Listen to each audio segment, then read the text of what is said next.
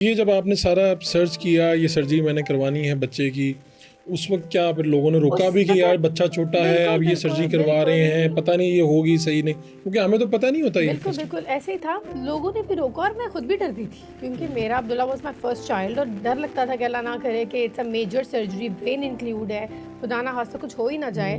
और लोग भी मुझे कहते थे कि मत करवाएं, ऐसा कुछ नहीं होता, मतलब हमने नहीं कभी सुना कि जो मतलब डेफ हो वो कभी सुनने लग जाए या बोलने लग जाए। तो बस मुझे एक बात थी कि आई डोंट वांट टू से काश इन माय लाइफ कि अगर एक चीज़ एग्जिस्ट कर रही है तो मैं वो क्यों ना करवाऊँ अपने बेटे का।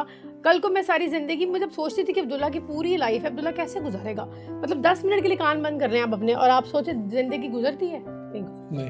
आपने स्कूल जाना है, कॉलेज जाना है, पढ़ना है, और आपके कान बंद हैं तो इसका मतलब है आपकी जुबान भी नहीं काम कर रही, आप सुनेंगे तो फिर आप बोलेंगे। बिल्कुल। तो ये दोनों चीज़ें जब मैं रोज़ाना सोचती थी तो इट किल्स मी कि मेरा बच्चा सुन नहीं रहा, और वो सुन नहीं रहा तो वो बोलेगा नहीं तो स्कूल कैसे जाएगा, स्कूल नहीं जाएगा, लोगों से कम्युनिकेट कैसे करेगा। और ये हर चीज़ डेली मुझे बॉदर करती थी कि नहीं इस तरह नहीं हो सकता। बस फिर वो कॉक्लियर का डिसीजन लेते लेते अब्दुल्ला की एज काफ़ी ज़्यादा होगी, 2.5 होगी, डायग्नोज तो 3 months में हो गया। लेकिन आपको टाइम लगा, आप देख रहे थे। पाकिस्तान में कोई एज सच रिजल्ट ही नहीं था कि मैं किसी बच्चे को देख लेती, किसी का कॉक्लियर हुआ होता और मैं कहती कि हाँ जी it is a successful surgery.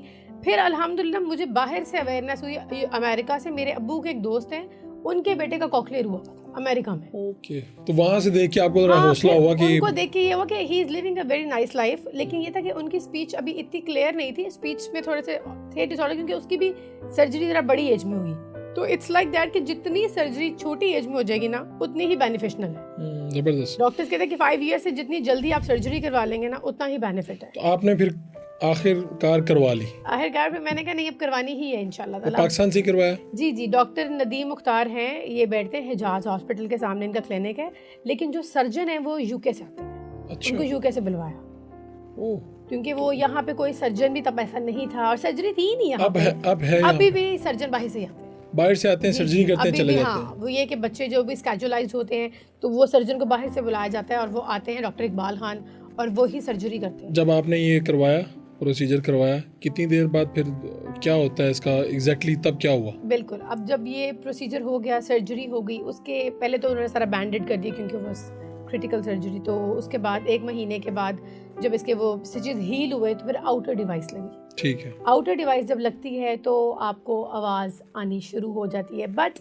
I just want to clear the things right over here कि आउटर डिवाइस लगने का मतलब ये नहीं है जैसे आप और मैं सुन रहे हैं, बिल्कुल हरगिज़ ये नहीं है कि मेरे अब डिवाइस लग गया बच्चा सुनने लग जाएगा, बोलने लग जाएगा, ऐसा बिल्कुल नहीं है। उसके बाद जो एक है, जो सबसे ज़रूरी चीज़ है, दैट इज़ स्पीच थेरेपी। वो बहुत ज़रूरी है। अगर स्पीच थेरेपी बच्चे की नहीं करवाई जाएगी तो बच्चा नहीं बोलेगा, मुश्किल में उसी तरह ही रहेगा, बिल्कुल नहीं बोल सकता। आपने सारा करवा लिया, सर्जरी करवा ली, लेकिन स्पीच थेरेपी पे काम नहीं किया। हाँ जी, तो फिर बच्चे को कोई फायदा नहीं उस कॉक्लियर का भी, मतलब फिर इट्स लाइक अ डिवाइस लगी हुई है, आवाज़ जा रही है लेकिन एक शोर की तरह जा रही है।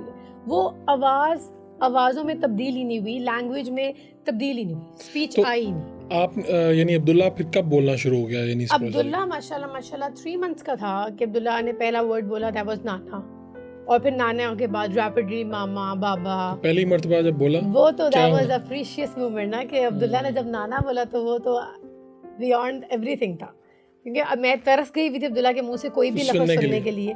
और यही मुझे था कि बोलेगा या नहीं बोलेगा और कब बोलेगा, और एक कॉक्लियर के बाद भी पता नहीं बोलेगा कि नहीं बोलेगा, क्योंकि देखें रिजल्ट्स कोई नहीं थे मेरे सामने, मैंने किसी बच्चे को बोलते हुए सुना ही नहीं था और ना ही कोई कॉक्लियर वाला बच्चा देखा था।